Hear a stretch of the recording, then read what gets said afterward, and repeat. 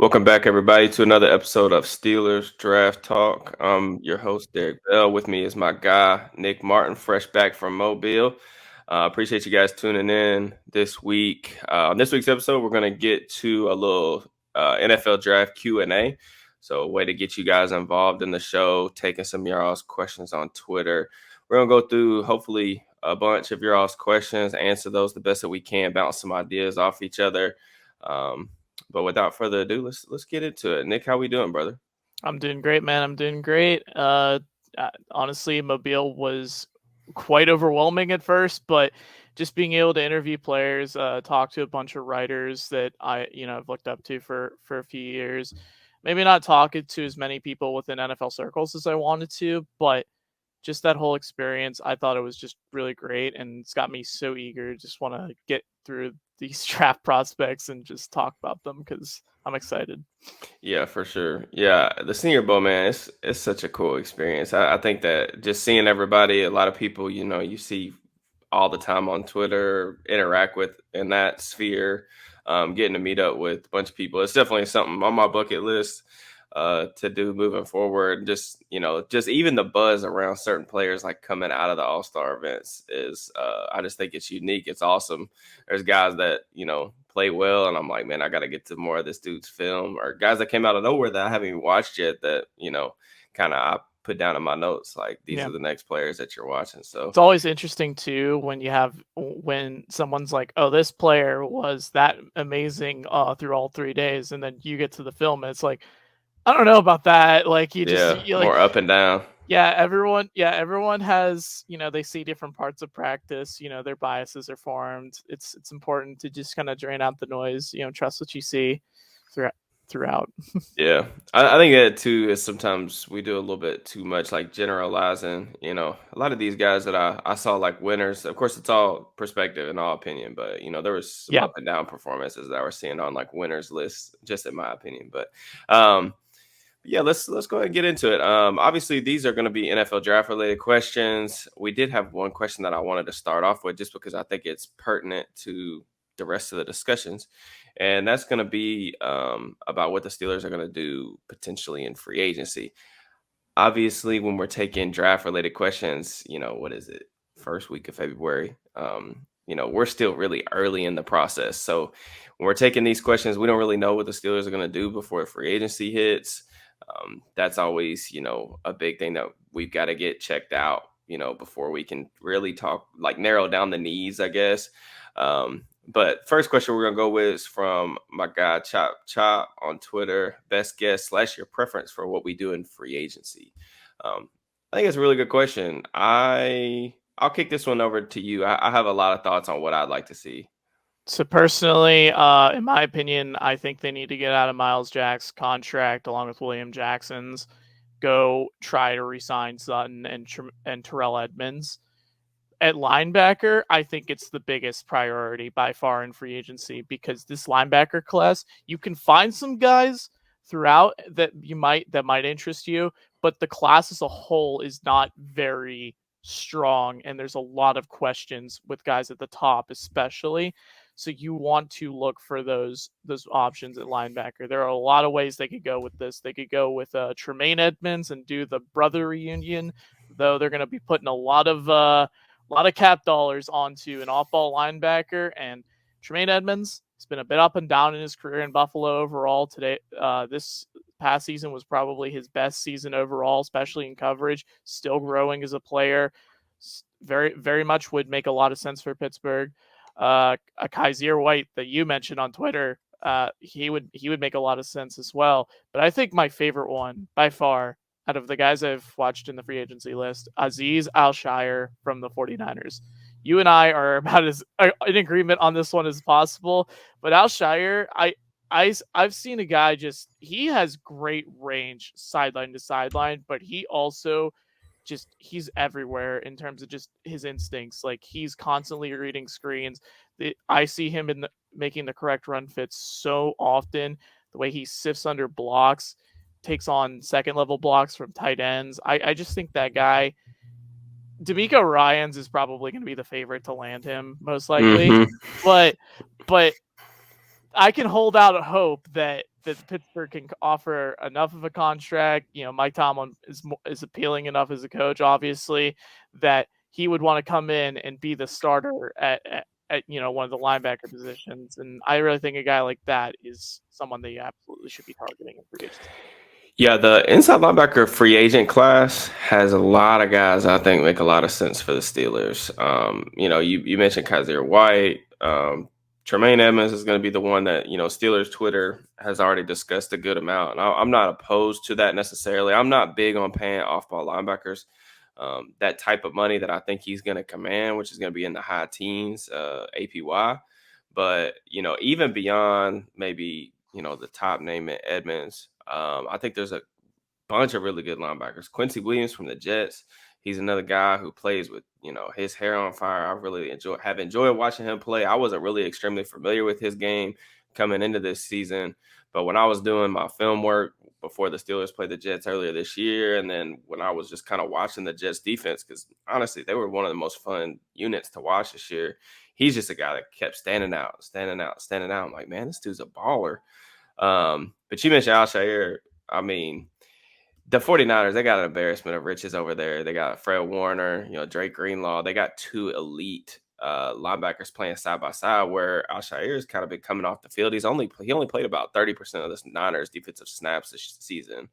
And you look at the snaps that he does play, man, they are impressive. And that was, to me, those limited snaps could potentially drive his value down, which I also think makes him a huge value add for whoever could get him, because I think you could get a really, really good inside linebacker and not have to pay premium capital for it. There's a couple other guys I wanted to mention just in terms of inside linebacker, because that to me is the spot that I want to address in free agency more than anything else. I think Robert Spillane's probably going to be back. We'll see on Miles Jack. I don't know if they're going to want to create another hole, even if it probably makes more sense to not pay him what the cap hit is this year, which I think is around 8 or 10 million based on his play last year. But, you look at David Long. He's a guy who was from the same draft class as Devin Bush, kind of in that same mold, smaller guy. Long's had a really, really productive last couple seasons for the Titans since he got inserted into that starting lineup. Problem's been the injuries. And speaking of the injuries, Leighton Vander Esch is another guy from Dallas. The Steelers are familiar with both Long and LVE from their draft days. I believe they were heavily connected to both. So I was a big Vander Esch fan as yeah, I well mean, when he Vander came Esch is a out. good player, man. You watch that Dallas defense, like when he's in there, particularly against the run, he just is like a calm, steady enforce. I know he has a lot of fans on like film Twitter. So he would be another guy that I would potentially look at. I think all the moves that you made or points you made make sense. William Jackson probably not going to be back. I would say Akilla Witherspoon probably not going to be back. I wrote an article for the site a week or so ago about Cam Sutton need to be their number one priority. I still really truly believe that. I'd like to get Edmonds and or KZ back. The guy that I think is really up in the air, and I don't know what to do with it, honestly, because the free agent market isn't great, is what to do about defensive end, because Yeah, Ogunjobi was he was underwhelming to me personally last year. And I think when you're looking at a guy who's coming off a season where you had to pay him $8 million for 1 year, I just don't know if I don't know if his production is enough to bring him back at that number. And then if you do let him walk, what do you really have behind him? I think Isaiah Loudermilk's more of a rotational player. DeMarvin Leal's kind of a guy without really a true home right now, more of a tweener. We saw him play a lot of edge. He played some with his hand in the dirt at like 3 tech, but not sure that he's big enough to really play there full time. So I don't really know what they're going to do with him. That's one of the biggest things for me heading into next year. That's a huge question mark, is like, I don't know what their plan is for Leal. And honestly, it didn't look like they had one this past season, just no. based on the way he was utilized. So, but yeah, I think to me, inside linebacker is 100% just based on the draft class too. We've talked about some names that we like at that position, but just overall, I really don't think that the inside linebacker class is something to get too awful excited about. So I would prefer to address that in free agency, especially because I do think it's a good free agent class. All right, let's go to the next question. This question is from Dustin Kelly.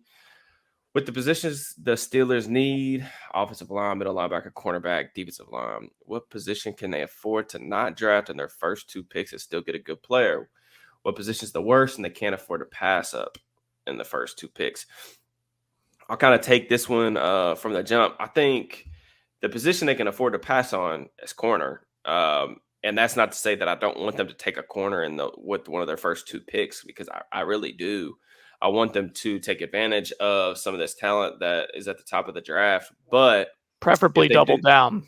yeah, if they do potentially opt to go a different direction, a tackle they really like falls in their lap, or they go a different direction. I think that they could afford to wait and still get a good player, because I think that day two is going to be just an absolute, you know, money pit for cornerbacks. I think that we're going to see a ton fly off the board in the top 100 picks. And I even think there's good day three options. I mean, we saw some day three guys, maybe not. Maybe he might not be going day three anymore, but Julius Brents is a guy that I really liked as a really good developmental player coming out of Kansas State, but he blew it up in Mobile, so he might be working his way into day two. So, but I think the cornerback depth is amazing, and I think even if you don't get one in the first two rounds, yeah, you might not be getting that cornerback like potential, high end cornerback 2, low end cornerback 1. But I still think that you can get starter quality players in this draft well into day 2, and even some nice developmental players in day 3. So I think that's my answer for that. And then the position that's the worst and they can't afford to pass up on. Um, that's a good question.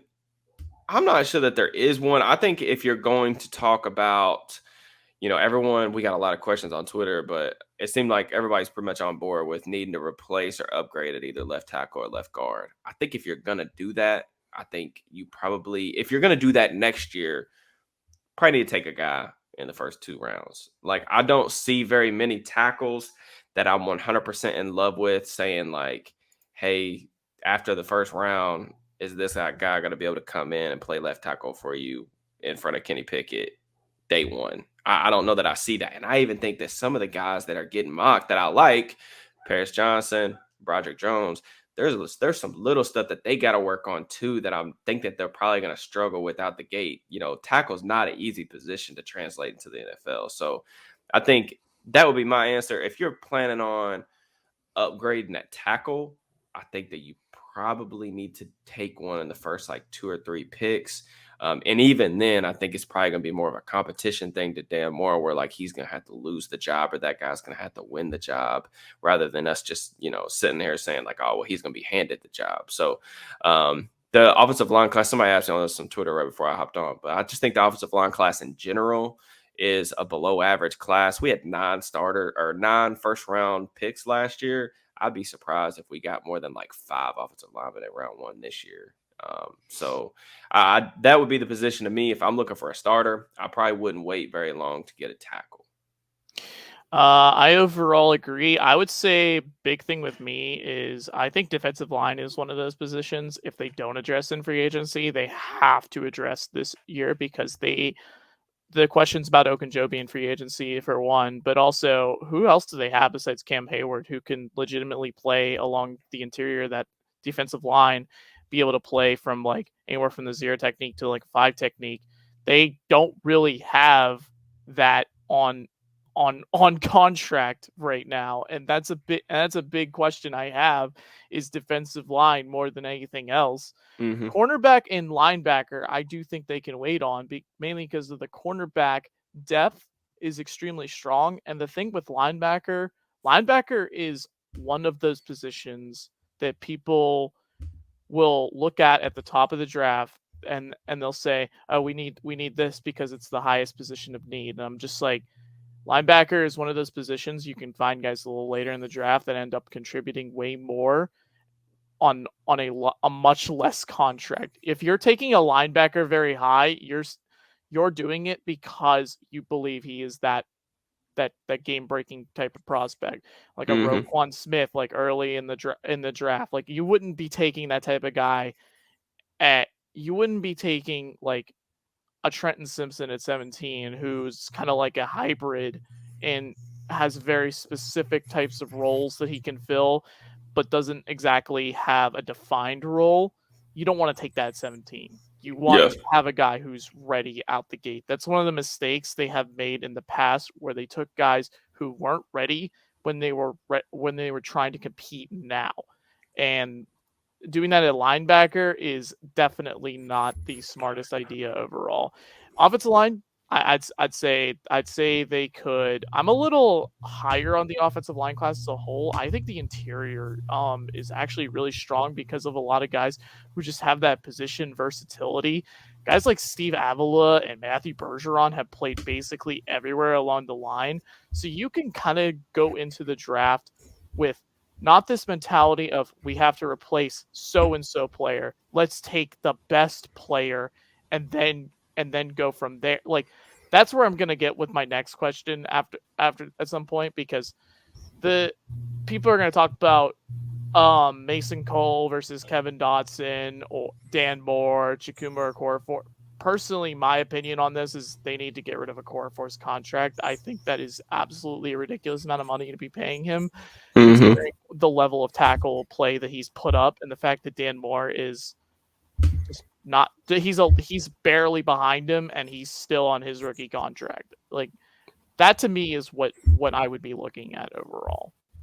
Yeah, I mean, you mentioned just other guys too that have, played a bunch of different positions. You look at a guy like Cody Mock.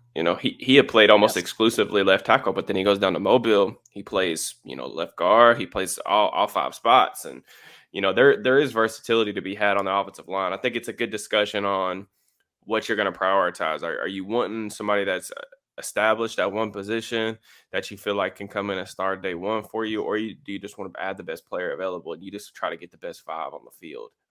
So, Yeah. and I think they did that at some point last year. When they signed James Daniels, Mason Cole, even Kevin Dodson, he's played both sides. Guard, Chooks has played both sides.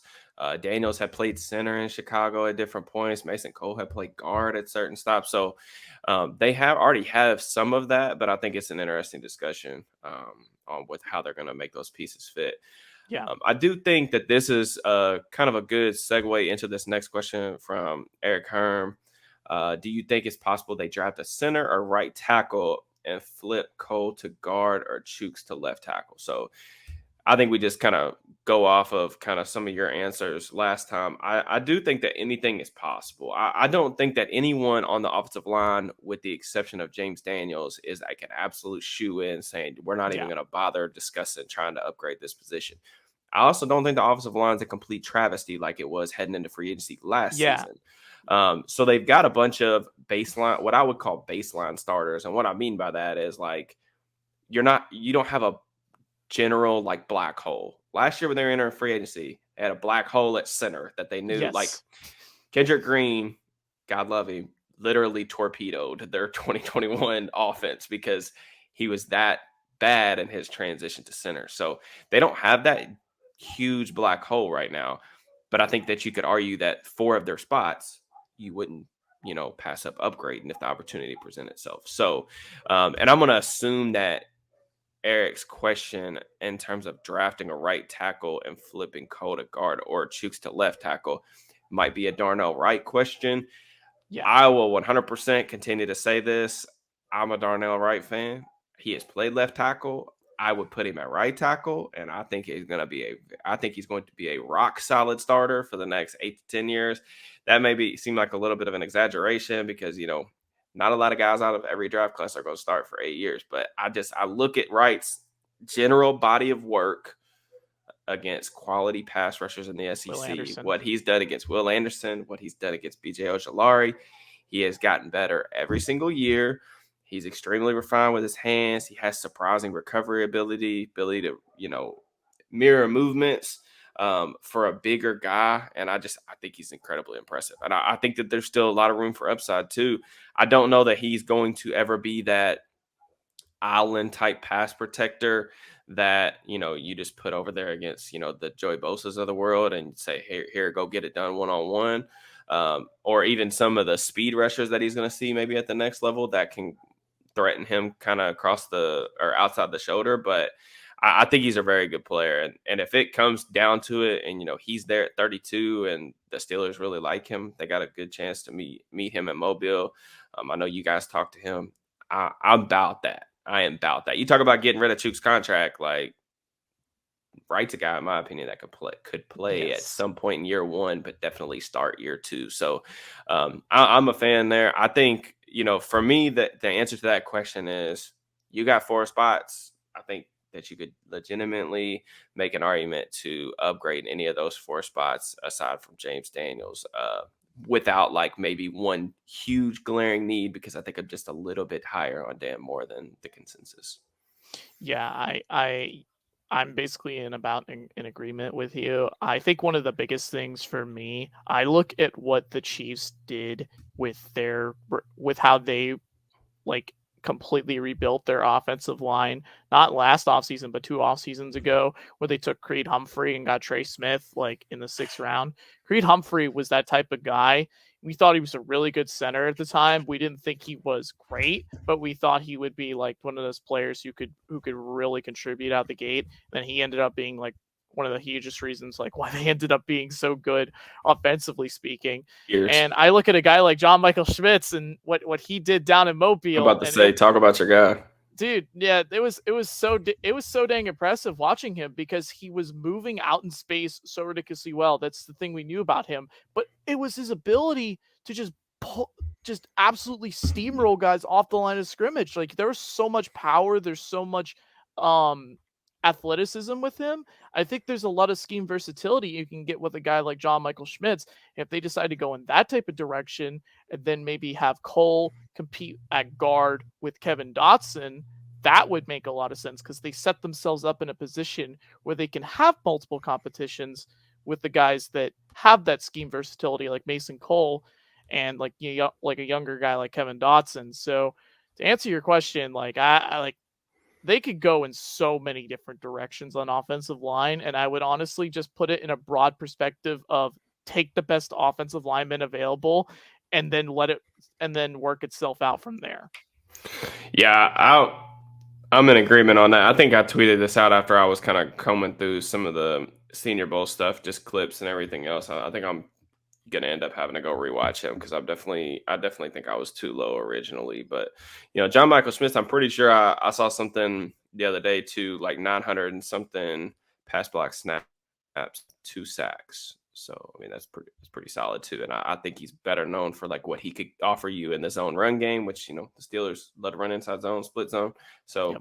I think he's a good fit in that regard. And I'm not opposed to potentially. I think his value probably lies some type. I think the conversation for him may start around 49. I'm not sure. Maybe you feel like 32, but Somewhere in that range, if yeah, whatever he you feel helped his most stock. comfortable. I really do feel Yeah. like he was a guy who helped his stock in Mobile. So, but yeah, let's go to the next. I'm not going to try to pronounce your name, man, because you got a bunch of numbers in here. But what package slash situation would be necessary for a trade back in the first round, assuming all our needs or Addison and Joy Porter Jr. are gone?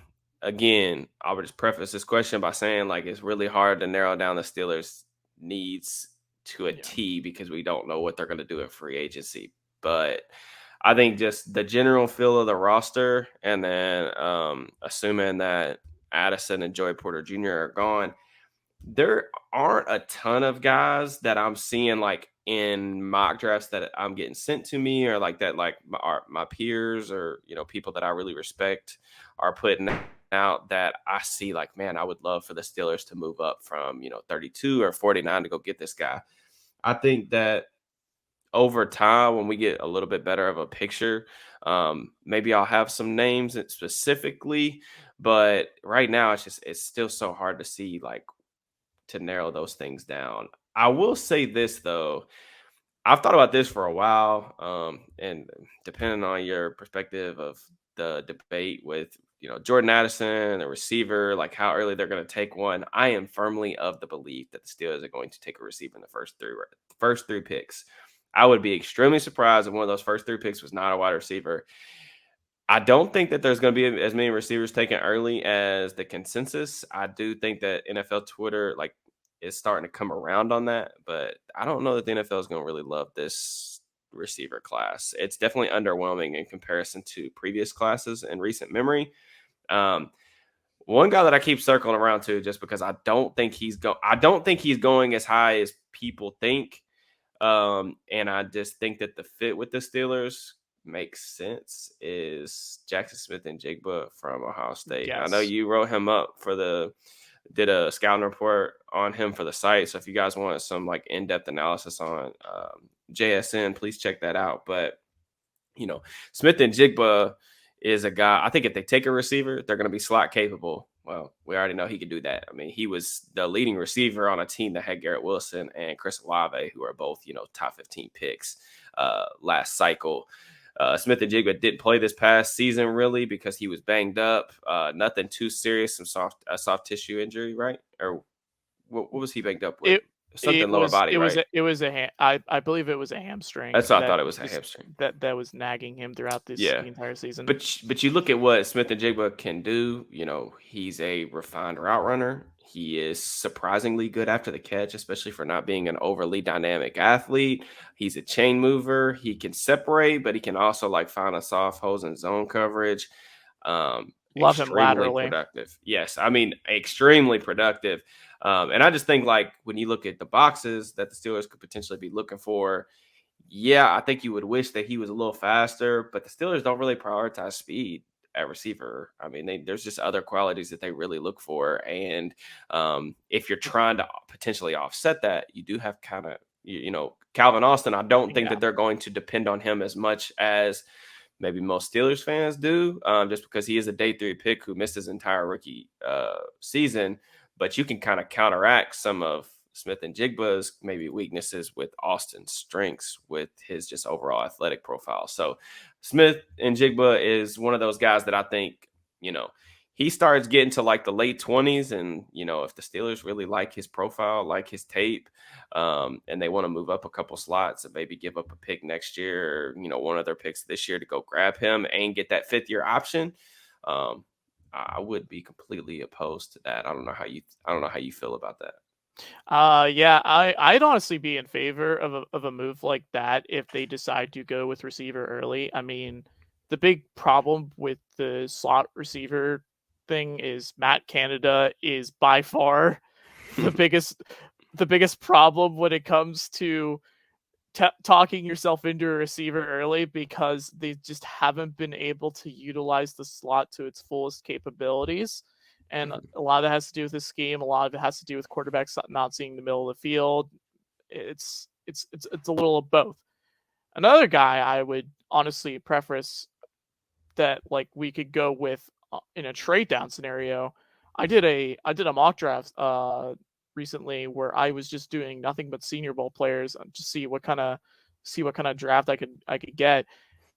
In every single draft I traded down, I took Darnell Wright, and I left myself feeling really happy about that overall. I think Wright is one of those guys that people have him going around the second round, but he could probably more of a later first round type of guy, especially with the class being a little bit up in the air, especially towards the latter parts of the first round. There's going to be a lot of different grades on guys like Drew Sanders, Darnell Wright. There's going to be guys in that area that some teams might have way lower or way higher. And I think a guy like Darnell Wright would make a lot of sense in a trade down. Yeah. I like I said, I'm a Wright fan, so Yeah. you won't catch me complaining about that. I think he's going to be a really good player at the next level. Um, let's go with next question. From West Coast guy, do you see Brazil as the option at 17, or is injury profile too concerning? Also, with Crunchy Roche on futures, does Pittsburgh still look at an edge? Um, First part of that question, Brian Brzee I believe he was the top recruit coming out of high school, Clemson interior defensive lineman. He's Freak athlete. always been a freak athlete. He kind of burst onto the scene pretty quickly. I think like later in his freshman year, he was already kind of flashing for that Clemson defense. I struggle with Brzee because coming into the season, I felt like I was a little bit lower on him, but I still saw the flashes that I thought, made me say, like, all right, this dude is going to be a top 10 pick because he's going to put it together this year. From what I saw live, that didn't really happen. And I've only watched like one or two games worth of tape. He didn't look quite as explosive early in the season, working his way back from that injury because he tore his ACL. It was his ACL, right? Yeah, it was his ACL. Um, he tore his ACL and he's had like a lot of stuff. He's had some off the field stuff happen, with his sister. His sister passed him, I believe, right? Yeah. Want to make sure that I don't get that wrong. But he's had a lot of stuff that's just happened to him outside of his control. And I think that Brazil's a guy who's really talented and has shown that. I think he's a guy who's going to need to check some boxes when we get to the testing portion and then the medical portion of the combine evaluation, because you got to make sure, because a big part of his evaluation is making sure that he's still that type of athlete to be really disruptive when he gets up the field. But when you turn on the tape for him, there's a couple stretches that I remember in the summer where like there would be stretches of drives or plays where he would just take over games. And then there would be stretches where I felt like he was just really quiet for a guy who's clearly one of the most talented players on the field. So to answer your question, I'm going to have to like finalize an evaluation for him before I say for sure, but I won't discount him as an option at 17. And then your second part of your question, I wrote about Alex Highsmith's potential like contract negotiation with the Steelers. He's heading into the final year of his deal. I think it's a really interesting conversation that we've talked about on the pod too. What they're going to do with Highsmith. I think if Highsmith is a guy that you want to keep in house, and I assume that will be the case, I still think that you need to look hard at taking an edge because this class is pretty deep and really talented. Yeah. If you are of the opinion like, hey, regardless, like we want him here this year, and then we just know like he's a really good player, but we're not going to commit 45 to 50 million APY to our edge rushers. If that's the decision that the Steelers make, and I don't know that it will be, I don't know, because they didn't want to do it with Dupree when he was hitting free agency. So I think if that's the case and you're like, we just can't afford to pay him, then you got to get really serious about taking an edge rusher, because edge rusher is not a position typically that offers a ton of pass rush productivity in year one. So maybe you are more tempted to take an edge rusher like day two as a developmental guy. The same thing they did with Highsmith. Highsmith, very unique story. You don't find this type of productivity outside the top 100 hardly ever in the NFL draft, and they did it with Highsmith. That's why I would be a proponent of keeping him, and I know you feel the same way. Yeah, we don't need to talk about how much I believe that Alex Highsmith should be re-signed with the Steelers. I have a lot of reasons for why it would make so much sense. Yep. But to go back to the Brzee option, in terms of, I'm on the same boat. Like, I haven't finalized a grade on him as of this moment, but what I have seen, there's a lot of I saw a lot more athletic flashes on tape more than anything. But for me, it was the down to down consistency. It was like at times he was just disappearing from the film. And the thing we look for in those types of prospects, can your defensive line coach, can they coach him up? Can they mold them into the player that they can be? Brzee is one of those guys. I think he would take time. And I think the Steelers do have time in regards to Kenny Pickett's contract. There's definitely going to be room there. The problem is Cam Hayward is not going to play forever. And you want, taking a guy at 17, you want to keep in mind the fact that you're not going to get that instant production out of him. You might play him early on, but he's probably not going to be as ready as you would hope a guy like that should be. Overall, there's an upside that over time could look a lot better than how the pick would look early on. And that's the matter of, do you trust your defensive line coaches to be able to develop a guy like that? That's kind of where I sit on the whole thing. And as for Quincy Roche and the fact that they can look for an edge, they got it. They got to get an edge 3. It's got to happen regardless. Like, This is a deeper edge class. I think it's a bit overrated at the top overall, but I, it's got some depth to, in the later parts of the draft. A guy like Nick Hampton from App State would make a lot of sense in terms of a guy that they could add behind. Um, Quincy Roche, you know, he didn't get to play. You know, he played a good bit with the Giants. He showed some potential. We saw him in preseason. We were excited about him, and then they ended up not keeping him. You know, we can talk about that as much as we want, but it's not something you want to bank on Yeah.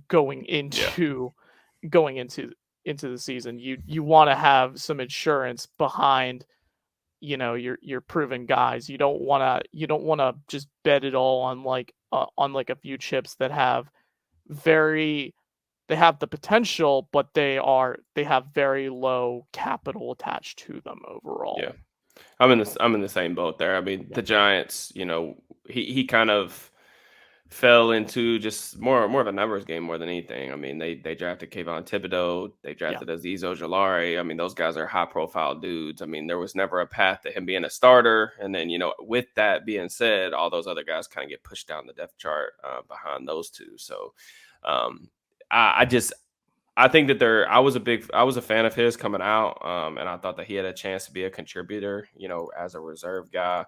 And I still think that that's up in the air. I think he's Yeah. has a right now he has a good shot to make the team, depending on what they do in free agency, what they do in the draft, how they prioritize that position.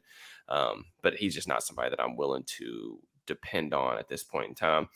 Just This coming through a couple of these other questions too. What were you gonna say?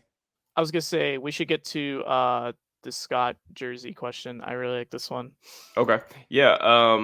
Yeah, this we'll take this one. I think some of the other questions that are in here that I kind of pulled aside, we've kind of already answered. Michael Yeah. was talking about replacing Dan Moore, Kevin Dotson. We already kind of answered that. Some immediate upgrades. I kind of brought up tackles, Broderick Jones, Paris Johnson, maybe Anton Harrison from Oklahoma, depending on how you view him. Darnell Wright, guy that could play early, and then a blue chipper. I mean, the two guys that I think are the two best offensive linemen in the class, Peter Skoronsky from Northwestern and Paris Johnson from Ohio State. Either one of them are there at 17.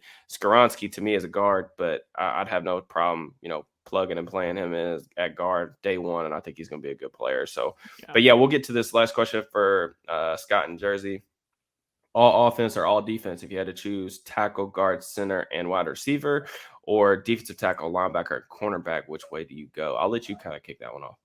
This one is such an interesting question because you look at the depth of all these positions and then you look at free agency and you're just kind of left in a bind overall. I'd say the offense is in a bit better spot in terms of it's because we feel a little bit, of potential with this offensive line. It's not the black hole that it was last year.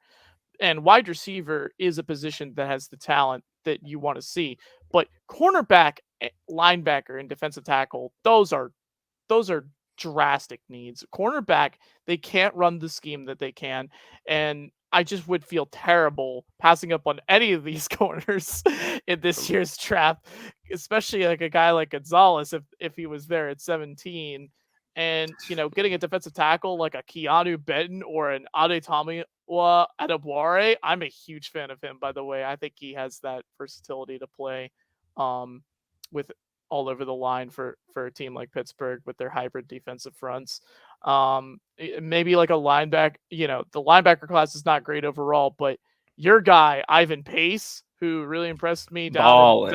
yeah, no, you're like that's three guys that you could get in a draft. You could say, oh, I just had an amazing draft, and I think it's a lot harder to go offensive tackle, center, guard, wide receiver, and feel as good as what you did drafting all defense. And while that might make some fans pretty unhappy overall, I think that it's better to just draft the best players, the in terms of value Yeah. is how I feel.